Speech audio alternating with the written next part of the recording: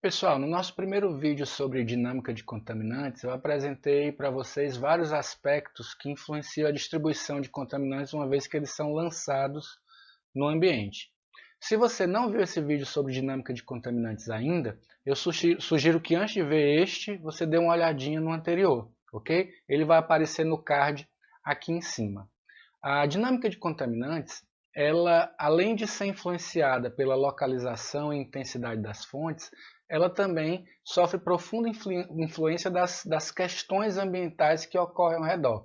E é o que nós vamos tratar nesse vídeo de hoje. Meu nome é Ítalo Braga, eu sou professor da Unifesp e esse é um canal de Química Ambiental.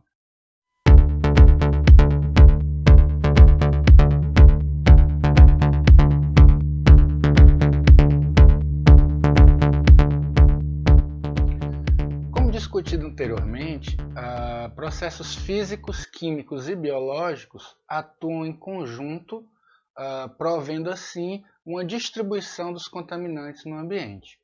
No entanto, esses processos eles são muitas vezes exacerbados quando nós estamos falando, por exemplo, de ambientes estuarinos, né? Ambientes onde você tem um corpo de água continental que deságua no oceano. Nesse tipo de ambiente, se estabelecem diversos gradientes e processos de transformação química que vão desde a zona continental até a zona oceânica, que tem uma profunda importância em todos aqueles processos tratados na dinâmica.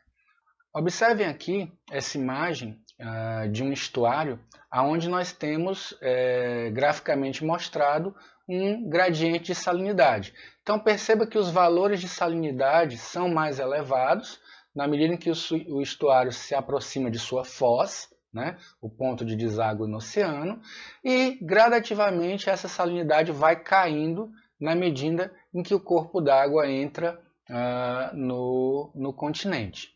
Pois bem, na medida em que esses processos ocorrem na superfície, né, essa redução de salinidade, os contaminantes que eventualmente são lançados aí também vão sofrer profundas transformações. Suponha que essa seta indicada aqui no slide, ela nos mostre uma fonte potencial do contaminante, né? De um contaminante, de um determinado contaminante que nós desejemos estudar. Considerando que essa região seja a única fonte desse contaminante para o estuário, normalmente o que nós vamos observar é um aumento das concentrações nas proximidades da fonte e uma redução gradativa dessas concentrações na medida em que nos encaminhamos, nos direcionamos para o oceano. Então o conjunto de barrinhas aqui mostra uma redução gradativa dos níveis de contaminação. Porém, notem que esse meu exemplo é um exemplo hipotético, né? Na prática, o que normalmente acontece em ambientes estuarinos, que são ambientes densamente ocupados, né? E utilizados por diversas atividades, exatamente porque provém vários serviços ecossistêmicos, o que normalmente acontece é que nós temos múltiplas fontes de contaminação. Tá? E quando nós temos múltiplas fontes de contaminação, muito frequentemente você não tem um estabelecimento de um gradiente decrescente, como no meu exemplo hipotético anterior. Por quê? Porque na medida em que eu tenho fontes alternativas de contaminação, os níveis, as concentrações em diferentes pontos do estuário não vão se comportar seguindo um gradiente. Um outro fator que causa influência, que pode produzir influência nisso, também de origem antrópica, é a intensidade da fonte. Então, por exemplo, eu posso até ter fontes múltiplas, mas se esta primeira fonte aqui no início do estuário, ela for extremamente intensa, as concentrações que vão se distribuir pelo estuário podem simplesmente mascarar a presença das outras fontes. Então, quando se vai realizar, por exemplo, um estudo de monitoramento ambiental, muitas vezes isso precisa ser considerado.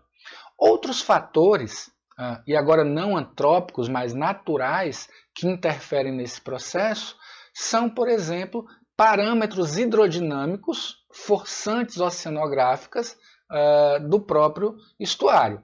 Então, por exemplo, fluxos estuarinos, correntes costeiras, marés, vão influenciar também substancialmente na forma como os contaminantes se distribuem. Tá? E eu acho que isso é um pouco óbvio para todo mundo. No entanto, um dos aspectos que eu queria trazer aqui no vídeo de hoje para vocês é a existência de um gradiente salino vertical. Então, por exemplo, nesse diagrama aqui, nós temos aqui do lado direito em azul um ambiente marinho, tá? E no lado esquerdo, em marrom, um ambiente continental. Trata-se de um corpo d'água e aqui nós estamos vendo exatamente a região aonde essas duas massas d'água, uma mais salgada vinda do oceano e outra mais doce vinda do continente, se encontram. Eu preciso que vocês lembrem que essas massas de água elas têm salinidades diferentes, assim como uma infinidade de outras características químicas que diferem. Considerando a salinidade, como a água de origem marinha é mais densa, por ser mais salgada, ela tende a penetrar os estuários normalmente próximo ao sedimento. Ao passo que a água continental mais doce e menos densa, ela tende a enveredar em direção ao oceano pela camada superior. Isso forma uma coisa que nós chamamos de cunha salina. E aí nesta região aonde se forma a cunha salina, muitos processos acabam diferindo substancialmente do que impera dentro do ambiente marinho, como por exemplo alta penetração de luz e baixa evaporação, e também do que impera dentro do ambiente de água doce, baixa penetração de luz e alta evaporação. E aí, como ocorrem diversos processos de transformação nessa região, os contaminantes, representados aqui por esse quadradinho amarelo, eles ficam sujeitos a formarem complexos com matéria orgânica, representado pelas bolinhas em vermelho, ou mesmo com partículas de sedimentos em suspensão. Nessa zona, onde ocorre a formação dessa cunha salina e esses fluxos turbulentos ocorrem com maior intensidade, ela é normalmente chamada de zona de máxima turbidez. Tá? E como eu acabei de mencionar, ela está sujeita a uma série de processos de transformação rápida. Nessas zonas ocorrem processos de deposição e ressuspensão dos sedimentos. Né? Obviamente, essa zona de turbidez máxima ela também não é fixa dentro do estuário. Tá? Com o avanço da maré, ela pode recuar mais para o interior do estuário e com o recuo da maré, ela pode recuar mais para o exterior do estuário, que podem afetar substancialmente aqueles gradientes de contaminação. Vamos ver aqui na próxima imagem. Então essa imagem representa novamente a zona de máxima turbidez, né? Menor salinidade na água doce, maior salinidade no oceano, o encontro dessas águas e a formação de uma cunha salina. Pois bem, nessa cunha salina, onde essas duas massas essas duas massas com propriedades diferentes se chocam, ocorrem processos que raramente ou menos frequentemente ocorrem nas outras áreas, como por exemplo, processos de floculação. Então é frequente que ao longo de zonas de máxima turbidez, nós tenhamos uma deposição muito grande de todos os materiais que ficam em suspensão na água. Isso pode ser bom para algumas espécies que se adaptam bem a essas condições, à medida que evita que outras espécies menos adaptadas a essas condições turbulentas se estabeleçam aqui. Porém, do ponto de vista dos contaminantes, é geralmente nessas áreas onde os altos níveis de contaminação tendem a se acumular nos sedimentos, exatamente pelo processo exacerbado de sedimentação, de deposição desses sedimentos nas camadas do assoalho do estuário. Ok? Uma região como essa, independentemente da sua proximidade com a fonte de contaminação, ela poderá apresentar concentrações bastante elevadas. Então, os químicos ambientais que vão realizar estudos de monitoramento, quando eles tentam explicar espacialmente a distribuição de um contaminante, muitas vezes eles precisam levar em consideração a existência dessas zonas. Bem, Até aqui, a gente falou de estuários hipotéticos e de níveis hipotéticos de contaminação. Mas aí eu preparei algumas informações, aí a zona de máxima turbidez, né? Esqueci de dar mais um clique.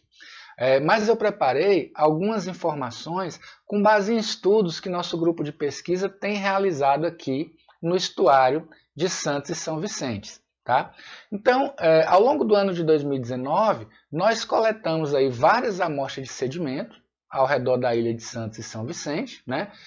Marcados por esses pontinhos pretos aqui, são 14 pontos amostrais, começando com S1 no estuário, né? E terminando em S14 ali na garganta da saída do estuário de São Vicente, e nós medimos nesses sedimentos, né, nós determinamos analiticamente nesses sedimentos as concentrações de vários grupos de contaminantes. E aí eu trouxe aqui os mapas com esses resultados para tentar explicar um pouquinho a influência desses parâmetros hidrodinâmicos na distribuição de contaminantes. Percebam que nessa primeira imagem aqui, onde a gente tem a distribuição de hormônios estrogênicos, né, como o estriol, o 17-beta-estradiol e o 17-alfa-etinoestradiol, são substâncias químicas tipicamente encontradas em áreas urbanizadas. As concentrações medidas, elas parecem ser maiores nas proximidades de fontes, como efluentes, né, de esgotos domésticos, sejam eles legalizados ou não, né? Note que aqui você tem altas concentrações próximo à boca do estuário, do emissário submarino, que fica mais ou menos aqui no centro da Baía de Santos.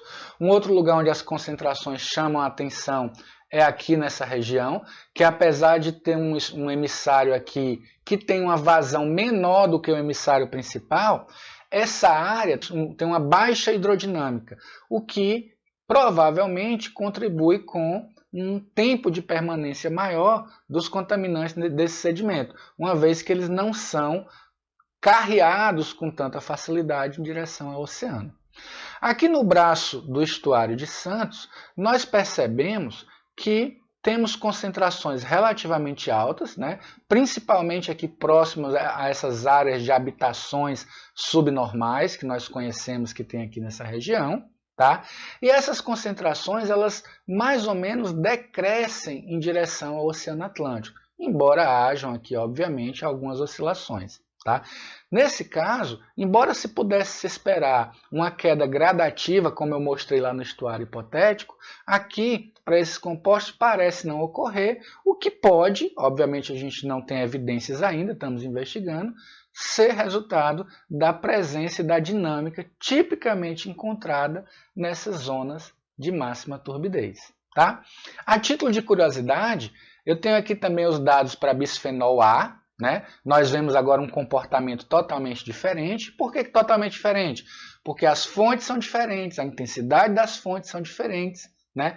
E, portanto, a sua dinâmica, a sua distribuição espacial também será diferente. De qualquer forma, chama a atenção o fato de eu ter maiores concentrações nessa região que tendem a decrescer aqui em direção à Ilha das Palmas, que é nosso ponto, vamos dizer assim, mais externo, onde temos a expectativa de não encontrar ou encontrar menores concentrações de contaminantes. Tá? Vamos ver aqui o triclocarban. O triclocarban é uma molécula parecida com o triclosan, é também usado como antisséptico. Na verdade, ele tem sido usado como antisséptico na medida em que o triclosan passou a ser proibido por algumas, ou restringido, né, por algumas legislações ambientais. Como nós observamos para o bisfenol A, que tem origem principalmente em atividades industriais, plásticos, entre outros, o triclocarban também apresenta concentrações relativamente altas nessa região do estuário, né, com um aparente decréscimo das concentrações em direção à Ilha das Palmas. Tá? Finalmente, a gente tem os dados aqui de uma substância química que é usada em protetores solares, né? Não encontramos concentrações muito altas, como por exemplo é encontrado em outros locais do mundo, mas aqui nesse ponto S3, que fica ali bem no pier do pescador, onde as pessoas fazem uso da área, né, para esporte de remo, canoa havaiana, caiaque, nós encontramos concentrações bastante altas, né? Porém, nos outros pontos as concentrações foram mais ou menos equilibradas. De novo, com uma redução em direção à Ilha das Palmas. Bom, olhando para esses gráficos, para essas imagens, e pensando no que pode estar acontecendo, aparentemente nós temos que a região mais externa da Ilha das Palmas, o pontinho que eu marquei como S2, se você tiver dúvida você pode voltar lá no vídeo e dar uma olhadinha, parece que ali a dinâmica estuarina, ou seja, a hidrodinâmica, ela impera e promove de fato uma diluição dos contaminantes. Tá? No entanto, na medida em que nós vamos analisando os resultados ao longo do interior do estuário, seja pelo lado de Santos, seja pelo lado de São Vicente, essas concentrações não parecem mostrar um padrão único. E isso é natural. Por quê? Porque no caso dos exemplos que eu trouxe aqui, tratam-se de substâncias químicas com fontes diferentes, com intensidades diferentes. A única coisa que se mantém aí, obviamente, nesse caso, é a dinâmica estuarina. Ok? Gente, espero que o vídeo tenha ajudado a melhorar um pouco a compreensão da dinâmica de contaminantes nos ambientes, nos corpos d'água. Tá? Trata-se, obviamente, de um assunto espinhoso, de um assunto que precisa levar em consideração diversas variáveis. Ok? E aí, deixando como de costume, uma perguntinha aí para a gente refletir em futuros encontros.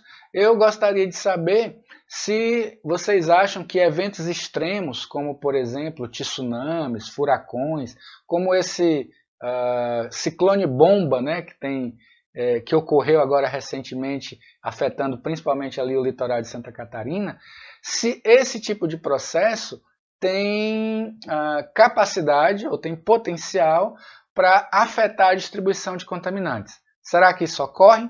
Conversamos aí em uma próxima oportunidade. Muito obrigado e até a próxima.